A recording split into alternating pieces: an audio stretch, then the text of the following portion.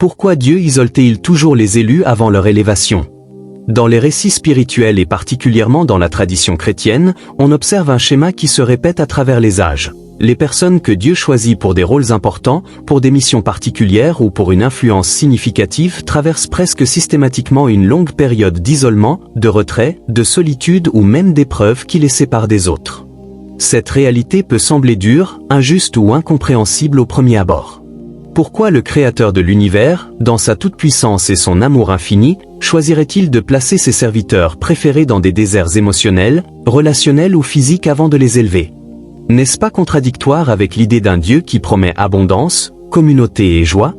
En réalité, cet isolement n'est ni une punition ni un caprice divin. Il s'agit d'une stratégie intentionnelle, d'un processus de préparation extrêmement précis et nécessaire. Sans cette phase de séparation, l'élévation risquerait de devenir destructrice plutôt que constructive. Dans les pages qui suivent, nous allons explorer en profondeur ce phénomène à travers de nombreux exemples tirés des Écritures, des analyses théologiques détaillées, des raisons spirituelles, psychologiques et pratiques, ainsi que des applications pour la vie contemporaine.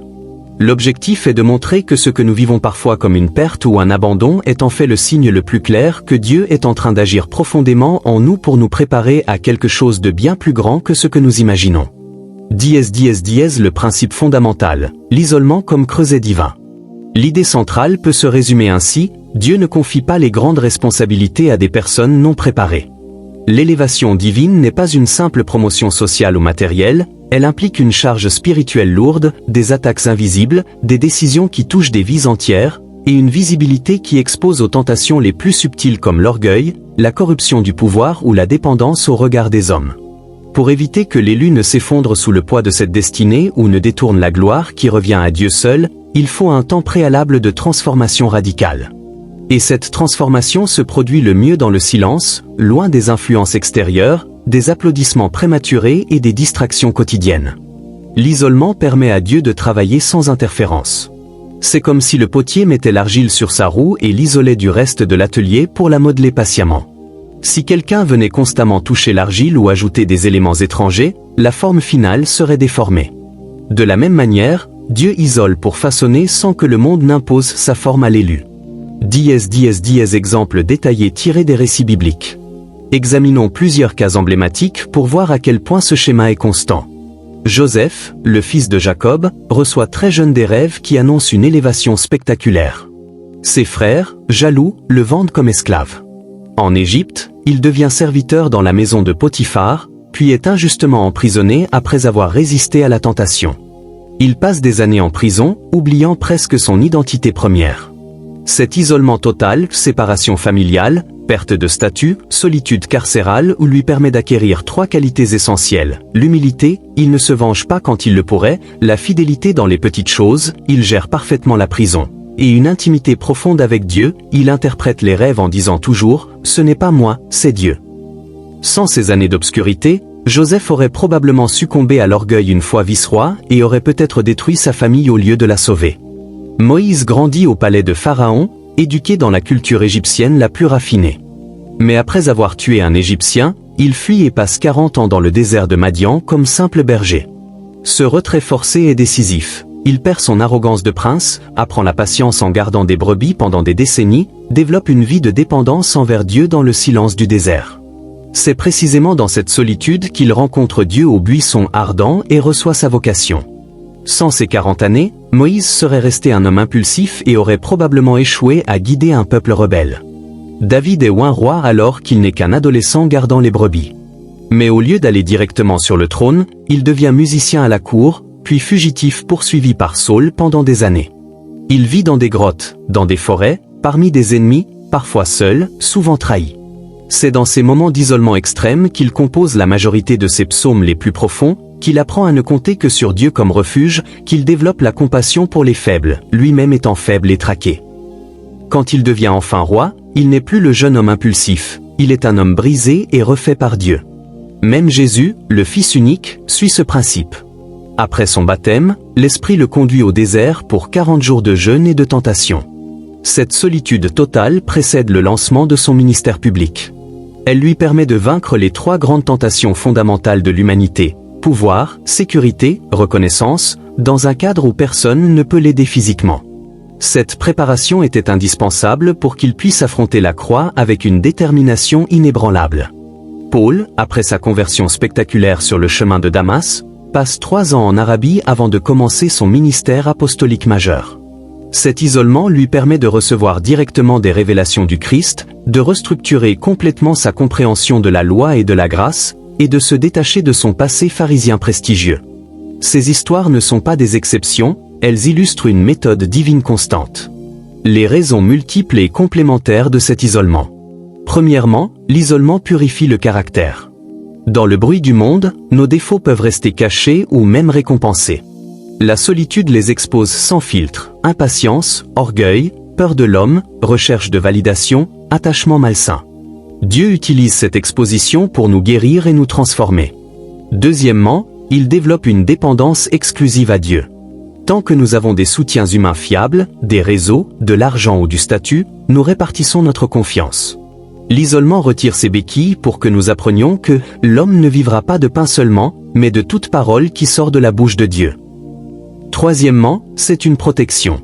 Les personnes destinées à une grande élévation attirent très tôt l'opposition spirituelle, la jalousie humaine, les manipulations. Dieu les met parfois à l'écart comme on met un jeune plant dans une serre avant de l'exposer au grand vent. Quatrièmement, l'isolement crée le silence nécessaire pour entendre Dieu distinctement. La voix divine est souvent un murmure, pas un tonnerre.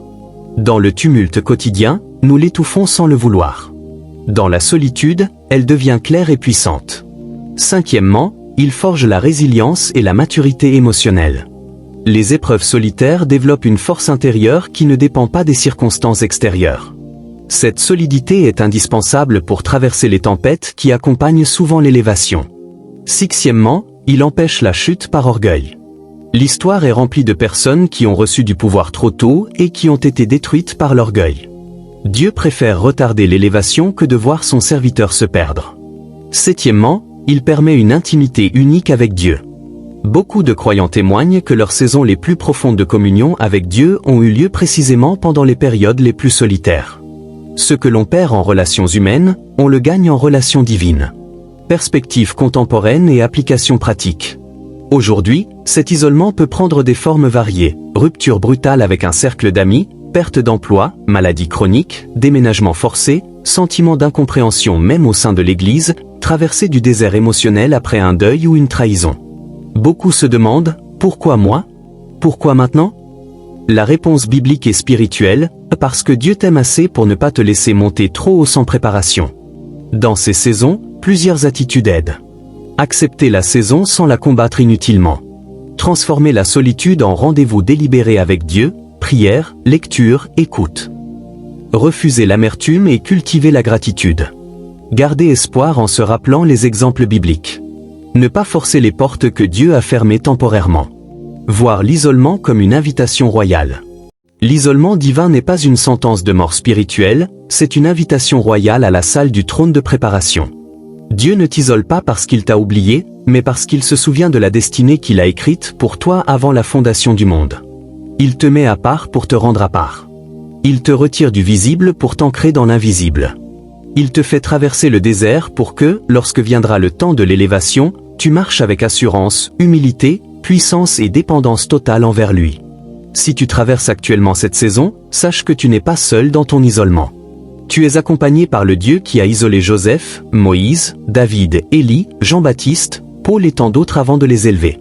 Persévère. Continue à écouter sa voix dans le silence. Garde ton cœur droit. L'élévation viendra non pas selon ton calendrier, mais selon le sien, et elle sera plus grande, plus pure et plus durable que tout ce que tu aurais pu imaginer sans cette préparation. Que ce long parcours d'exploration t'aide à transformer ton regard. Ce que tu vis n'est pas une fin, c'est un commencement caché. Et dans le royaume de Dieu, les plus grands commencements naissent souvent dans les plus profonds silences. La suite logique de l'isolement divin des élus, une fois cette phase de préparation achevée, est presque toujours une élévation visible, une manifestation publique de la puissance et de la gloire de Dieu à travers eux, mais avec des caractéristiques très précises qui distinguent cette élévation divine des promotions humaines ordinaires. Après avoir exploré en profondeur pourquoi Dieu met à part, purifie et forge ses élus dans le silence et la solitude, il est naturel de se demander, Et ensuite? Que se passe-t-il quand la saison d'isolement prend fin? Quelle est la trajectoire qui suit ce processus? Voici une exploration détaillée, structurée et étendue de cette suite logique, en restant fidèle aux patterns observables dans les Écritures et dans les témoignages spirituels à travers les siècles. 1. La sortie du désert, un timing divin, jamais humain. La première caractéristique de la suite logique est que Dieu lui-même décide du moment de la sortie. L'élu ne sort pas du désert parce qu'il en a marre, parce qu'il se sent prêt, ou parce que les circonstances deviennent favorables. Non. C'est Dieu qui dit « assez ». Joseph reste en prison jusqu'à ce que Pharaon ait un rêve que personne ne peut interpréter. Moïse reste 40 ans berger jusqu'à ce que le buisson brûle sans se consumer. David reste fugitif jusqu'à ce que Saul meure et que le peuple le réclame. Paul reste en Arabie jusqu'à ce que le moment soit venu d'aller vers les nations. Cette attente forcée développe une qualité essentielle. Astérisque astérisque la soumission parfaite au calendrier de Dieu astérisque astérisque. Quand l'élévation arrive, l'élu ne peut plus revendiquer « c'est moi qui l'ai mérité » ou « j'ai forcé la main de Dieu ». Il sait, c'est lui qui a tout orchestré, du début à la fin. 2. Une élévation qui sert un dessein plus grand que soi. La deuxième réalité logique, l'élévation n'est presque jamais pour le confort personnel de l'élu. Elle est toujours liée à une mission qui dépasse largement sa vie individuelle. Joseph devient vice-roi pour sauver l'Égypte et sa famille, des nations entières. Moïse devient libérateur pour faire sortir un peuple esclave et lui donner la loi. David devient roi pour établir une dynastie qui mènera au Messie. Les apôtres deviennent fondateurs d'églises pour porter l'évangile jusqu'aux extrémités de la terre. L'élévation divine est donc fonctionnelle. Elle positionne l'élu comme un canal, un instrument, un pont entre Dieu et les autres. Plus l'isolement a été profond, plus la mission confiée sera grande, et plus elle touchera de vie. 3. Une autorité qui vient de l'intérieur, pas de l'extérieur. Une marque distinctive de l'élévation qui suit l'isolement divin est que ** l'autorité ne repose plus sur des titres, des diplômes, des relations ou des appuis humains, mais sur une onction intérieure incontestable ***.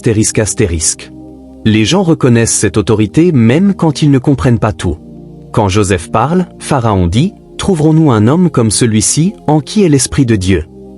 Quand Moïse parle, même Pharaon tremble.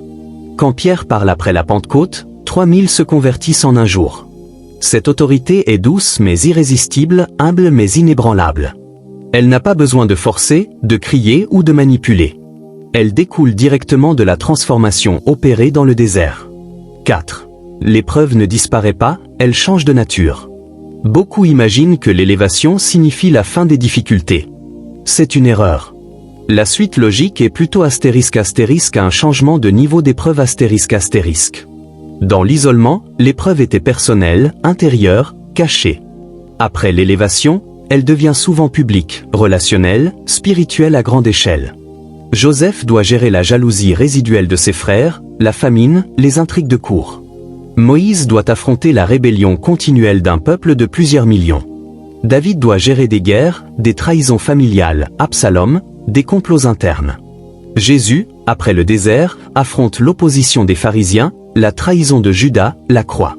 L'isolement préparait à ** supporter ** l'élévation elle-même demande de ** tenir bon ** sous une pression bien plus grande.